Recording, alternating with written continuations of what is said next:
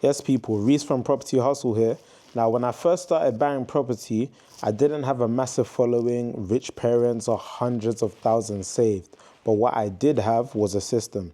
Now, this was a way for me to build trust with investors that allowed me to raise hundreds of thousands of pounds to buy multiple properties by the age of 24, as well as a methodology that I used in order to acquire deals so that this could happen. Now, luckily for you guys, in this video, I'm going to break down exactly how that system works. I'm also going to share the key mistakes that stop people from ever getting started, the things that paralyzed me at the start of my journey, what I then did differently, and how you can apply this to get going right away. Now, for those of you that want to work alongside us to make this happen for yourselves, there will be a link in the description and the comment section below where you can book a call so that you can start raising capital and buying property the right way. But without further ado, let's get into the video. All right, my people. Now, in this video, I'm going to show you the system that I use to raise hundreds of thousands of pounds in order to buy multiple properties by the age of 24. Now, this chart might look a bit overbearing, but trust me, once I break it down in a very simple, logical way, you will see that it actually makes a lot of sense, number one. And number two, it isn't rocket science. It's not that complicated. So I'm going to start off here. Right. Dedicate to me about 20 minutes. It might take a little bit longer, maybe closer to 30, depending on how fast we get through it. And I will break down the exact system that I use to buy multiple properties by 24, and more importantly, how you can do it too, because I'm not the important person here, you are. So what I want all of you to understand is that you don't need to have hundreds of thousands of pounds or millions of pounds saved yourself in order to buy multiple properties. I used to think that that was the case, but when I endeavored to enter the property space at the age that I did at the time, which was 21, I essentially was forced to learn this lifelong valuable skill of raising capital. And this skill will allow you to scale at a rate that once seemed impossible, and is something that will follow you for the rest of your life, for the rest of it, right? Now, again, property used to be something that I thought was only reserved for the elites, you know, the people that are coming to the end of their careers and they want essentially a means of parking off their wealth. I never thought that would be accessible for someone my age, right? Until I stumbled across this skill and I used this system that I'm about to share with you guys. And there's a quote here that I thought was very relevant to what we'll be talking about today. It's by Carl Jung, and it says, "Until you make the unconscious conscious, it will direct your life and you will call it fate." Which essentially means that most of us are completely unaware of what's possible when it comes to property and raising capital, but we can only change that which we are aware of. So by you guys actually watching this video, you know, spending the next 20 minutes with myself so that I can explain to you the process of how this works, you're essentially allowing the unconscious to become conscious so that you can then do something about it.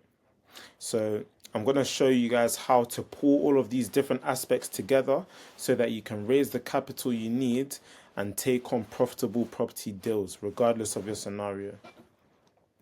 So let's get straight into this. Now, I think it's only right that I start by talking about the common mistakes, because I look at mistakes almost like quicksand. You know, if you're trying to build a solid foundation on quicksand, you will inevitably be wasting a lot of time and energy and effort and money. So by getting rid of these mistakes, by knowing what may lay ahead, we're able to plan and implement things that will stop us from making said mistakes. I've learned this the hard way from experience, and these are things that essentially stifled my progress at the start. So number one is no tracking. Number two is paralysis analysis. This was a big one for me. Number three, no follow-up system. Again, this was quite significant. And then number four, because of these, the accumulation of these things here, this resulted in not enough volume. And that can be seriously detrimental to our progress. So Let's deep dive into them one by one. Now, with no tracking, you can't improve what you're not measuring. So, a lack of tracking essentially eradicates our ability to see things for what they are.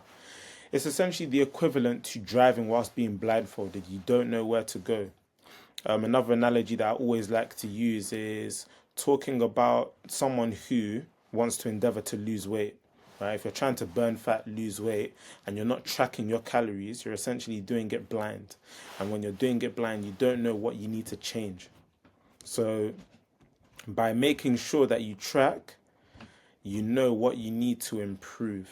Right? And that's something that I learned much later than I needed to. So, that's number one. Now, moving on to the next common mistake, paralysis analysis. What you need to understand is that emotional memory is unreliable. So, paralysis analysis is a logical strand of fear and it leads to indecision. Indecision being the most, I say important, but I mean that to say the most detrimental thing in the way of the progress that we need to make. Right? So especially when we're doing something for the first time, we spend too much perusing the details that it kills our ability to move forward. Perusing essentially meaning going through incessantly. So this is something that I struggled with a lot. Naturally, with my personality, I'm an INTJ, an architect, and I'm very used to knowing, exactly how things will play out. It's almost like an obsession with wanting to know every single detail. But the more you analyze or overanalyze things, the further it takes us away from wanting to commit to taking action. And the less action we take, it brings us to this concept of not enough volume, because we just simply won't be doing enough to get the result that we seek. In this case, raising the money and purchasing the properties. Now, no follow-up system is another one. I've written here lack of visibility equals lack of urgency. Because when things aren't clear or right in front of us, a lot of the times we're just not as urgent as we need to be about it. And something that I've learned is that the money lies in the follow-up. So without some type of follow-up system, we ultimately leave a ton of money on the table. And most opportunities come as a result of some type of follow-up. It's almost like in bowling, Very rarely, unless you're like a professional bowler, very rarely do you hit all of the pins down on the first strike. So you need to go again and again in order to knock down all of the pins. And it's the same in property, when you're trying to secure an opportunity, when you're trying to secure investors, for example. Rarely do you strike gold from the first conversation or the first reach. A bunch of the opportunities that I've taken on have come as a result of following up. And then lastly, not enough volume. So without enough reps, you're essentially guessing. We tend to drastically underestimate the amount of effort and volume it typically takes to achieve our desired result. And that's common with inexperience. It's a normal thing. But by tracking, by making sure that we're tracking what we're doing and we're following up, it helps to get rid of this problem of not enough volume. But when we do not engage in enough volume, it takes us much longer to achieve the outcome. So, for example, if I know that on average I need to shoot 20 shots in order to score one, if I'm not really aware of that and I'm just, shooting once a week, it will take me 20 weeks, as opposed to if I'm shooting 5 times a day, it will take me only 4 days to get the one goal. Now, obviously, there are always exceptions to the rule, but we don't want to leave things to luck. The things that we can control, we always want to make sure that we're taking full advantage of. And volume is one of the easiest things we can ensure are working in our favor. So those are the common mistakes and why they fail. Now, how did I overcome these mistakes? So there are 3 different steps that I've written out here, right? At a high level, you can see them there. So number 1 is identifying the goal. Number 2 is then building the systems. And number 3 is executing the strategy. Now, with number 1, identifying the goal, what does this actually mean? So, the foundations. You always want to reverse engineer the steps that you need to take to get to the goal. This is super, super, super important. And a lot of the time, right? And this was the case for me at the start. I didn't really know what to do because I didn't know what I was trying to achieve. I didn't know what my goal was. But once I got clear on that, everything else made sense. Why? Because I was able to track it back. So, case in point, if I know that my goal is to become a professional footballer, I know, okay, I need to, train this amount. I need to put myself forward for trials. I need to do X, Y, and Z, so on and so forth. You can logically map out the steps that you need to take to get there. By an absence of that goal, it's like, what do you do? How do you ensure that you're doing the right thing? And this is almost like a logical flow, right? Once you understand what your goal is. So let's just say I know that I want to do HMO conversions, right? I know that my goal is to build a big portfolio that pays me enough for me to leave my job, for example, right? With that, I know maybe HMO conversions might be most suitable. So that brings us to the type of deal. And then with knowing the type of deal, I can figure out what sort of return I would want that deal to give me, right? And now once I know that, I can then work out, okay, in what areas, in the UK primarily, what areas will this strategy work for myself, right? And this is just an example of how you can use it to break it down. You could make this process more elaborate if need be by adding more steps, or you can just keep it high level like that. But the main thing is just making sure that we reverse engineer. This is the key, reverse engineering, because it just gives meaning to everything that we'll need to do in order to raise the capital that we need to raise, as well as getting the deals that we need to attain. Now, number 2, building of the systems. With this, there are 2 different systems that I want to walk you guys through. In this case that I had used. Now, we've got the investor pipeline and we've got the property pipeline. All a pipeline is almost like a database of opportunities. It just ensures that we never go back to complete zero, right? So in absence of a pipeline, we ultimately leave things to luck and chance, and that's something that we don't want to do as business people and investors. So the first one I'll talk about is the investor pipeline. Now, a pipeline typically has some sort of progression, a logical progression. And the one that I've chosen to share is the one that I had used myself at the start. It doesn't need to be anything crazily complicated, especially at the start. We can just keep it nice and simple. And for me, it was new leads. Now, what this means is just new opportunities, new investors that I'm potentially speaking to. Then from there, we have qualified leads. So these are investors that I've found out are qualified in some way, shape, or form, because not every single investor we come across will necessarily be qualified. Maybe they don't have the money, maybe opportunities don't work for them, maybe they're just not serious for whatever reason, who knows. The next one is being in discussion. Now, this just means that we're toing and froing, I'm in conversation with them. And then the logical next step for that is the ones that are ready to invest. Now, beneath that, we've got ones that we need to follow up with later, and then ones that we need to further nurture. I'm going to explain exactly what those mean and why I've put them there.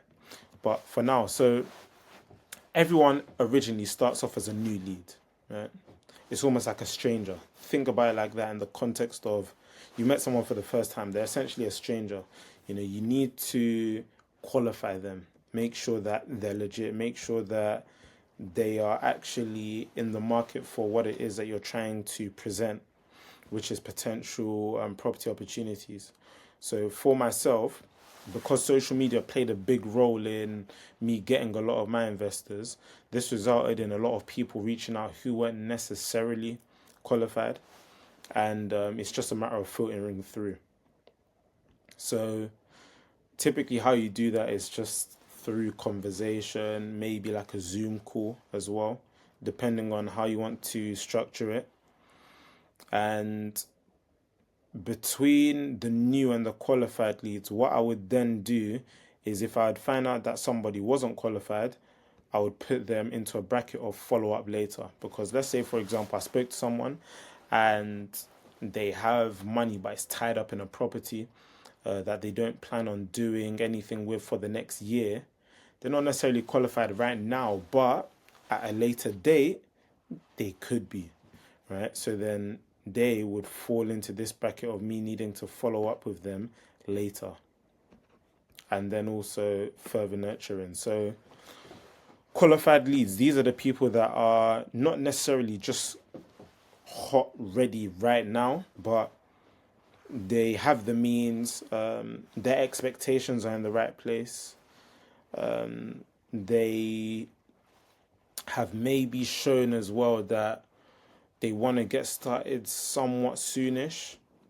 You can qualify them in different ways.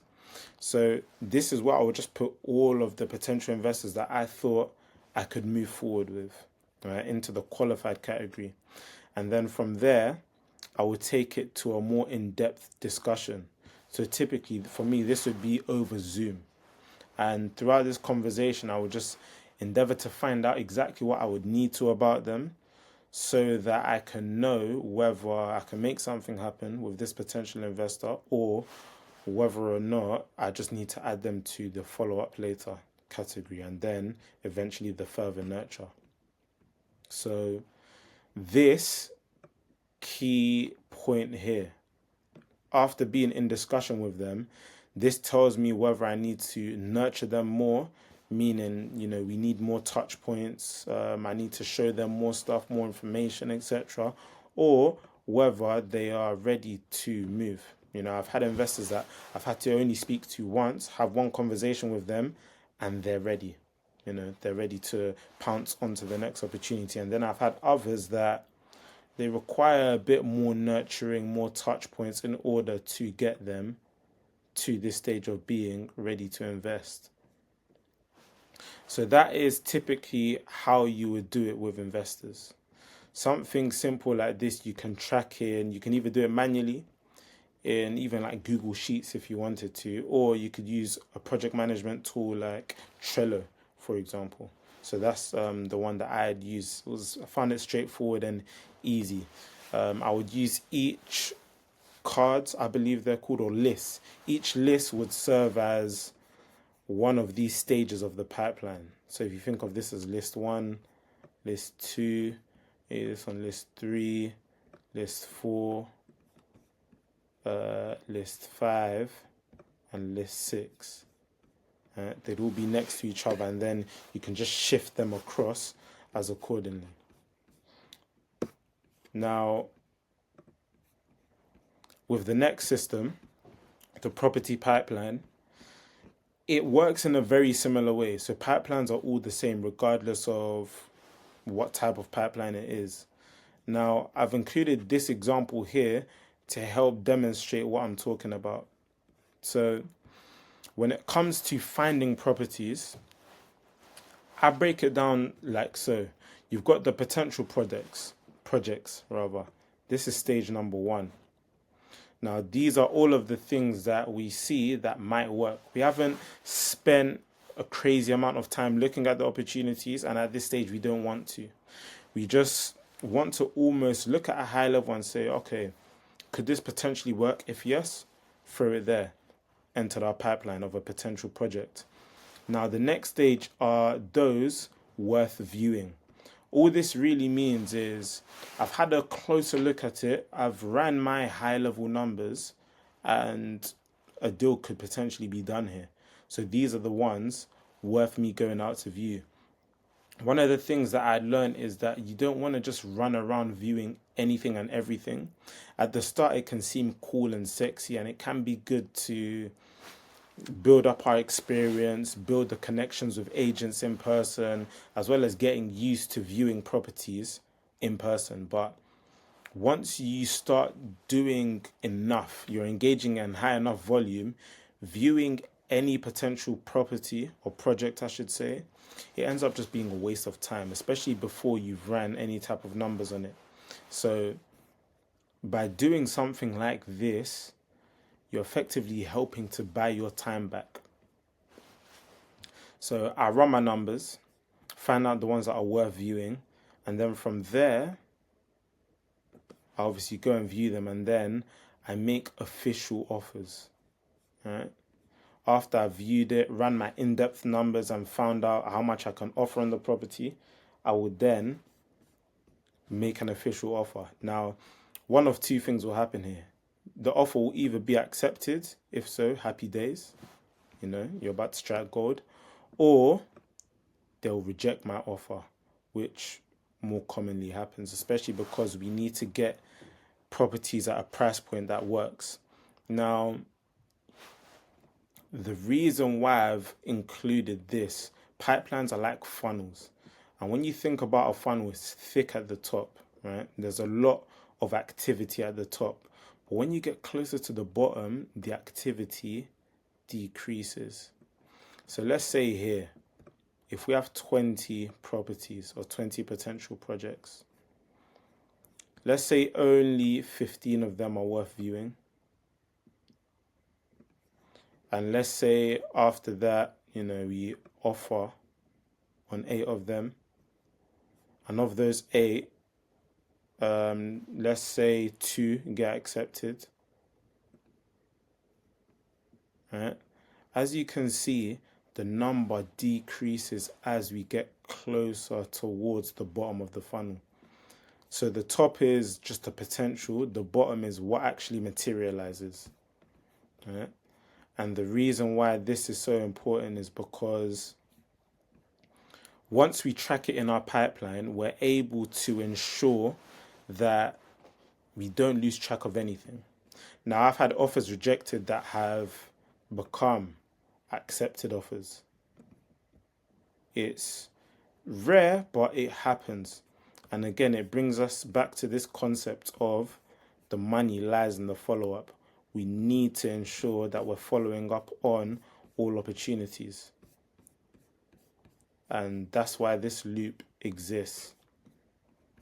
So by just making sure that we track all of this stuff, it can sound like a lot, but if you do it sustainably in a way where, maybe you're spending like 20, 30 minutes a day, if that, looking at properties, calling agents, making offers, your pipeline will fill out very, very, very fast. And all of this stuff isn't complicated whatsoever. And by doing this in unison with the investor pipeline, success is inevitable. And this is the system that I followed just to ensure that I built my portfolio by 24, which is the age I'm at now. So lastly is executing the strategy. I'd already started talking about this. A mistake that I was falling into. At the start, you can get away with it because your emotions are high, motivation is through the absolute roof. But when that motivation wanes, and it's inevitable, it always does, you don't want this stuff to feel like a chore. So what I did was I started to map out a timetable. Right? What does my life look like? Where does my time go? What other commitments have I got? Right? Once you do that, let's say over like the course of a week, you're then able to schedule in the time slots or the actions that you need to take to ensure that we get to offer accepted and investors that are ready to invest. Right? It lies in the schedule, but we can only schedule once we're clear on what our timetable is, where our time goes. And then we can take consistent action, because it's all good and well doing a lot at the start, but if we fall off, then it doesn't mean anything. So the goal is consistent action, and we can only do that once we've got clear on these two things here. And once we started taking that consistent action, then it's a matter of using the feedback. So once we've got the pipelines clear, we're able to see, okay, cool, where are things dropping off? Where is the funnel essentially leaking? Is it at the offers made? Am I not making enough offers? Am I not viewing enough properties? Or am I not speaking to enough investors, right? By just tracking all of these things, we're taking the thinking brain out of it and we're almost treating it scientific. So it's guaranteed that we'll get the outcome. And that's the exact system that I used to ensure that I built all of this by 24. And it's a system that if you guys just copy and implement, your success will be inevitable. Like, there's no way it won't materialize. It might take 2 months, 3 months, 4 months, 6 months, even a year, but it is guaranteed as long as you continue to follow the steps and you don't just give in or give up, I should say. So we don't get paid for ideas. We get paid for execution. That being the main thing there. Now, I could give you the most elaborate pipeline, plan, etc. in the world, content strategy, but all of that is just an idea. And we don't actually get paid for that. It's the execution that matters. A rubbish plan executed is worth 10 times more than an immaculate plan that never gets implemented. So somebody that has the idea, the thoughts of building out the craziest pipeline, the craziest investor strategy ever, versus someone that doesn't really have one but just takes the actions that they need to take. The latter person will always outbeat the former. Why? Because of the consistent action and the execution. So half the battle in anything is in getting started. The next difficulty is staying consistent with the relevant action. So step number 3, the execution part, timetable and schedule. Again, at the start you can get away with it, but if you want to achieve long-term success with this, then I highly, highly recommend that you do it so that you can stay consistent. Committing to weekly non-negotiable actions. That's what helped me get to my goal faster than I could have imagined. So rather than, trying to do like 3 hours a day of speaking to investors, posting content, finding properties, by just saying, 30 minutes a day, 30 minutes here, 30 minutes there, 30 minutes there, consistently over time amounted to a lot more. Now, revisiting old deals / leads regularly will prove to be so fruitful. That's actually how I got one of my most recent opportunities as a result of just revisiting old leads. It's the same with investors. By getting back in touch with old ones that I've had conversations with, they might have given me a no at the time, but it doesn't mean that will be a no forever. So that brings me on to that. A no today doesn't mean it will still be a no tomorrow. So you need to constantly ensure that you're revisiting old deals and leads regularly. So common things are like, I don't know what to do each day to move forward. I feel like I'm doing stuff but nothing's happening. I keep analyzing the same deals but never pull the trigger.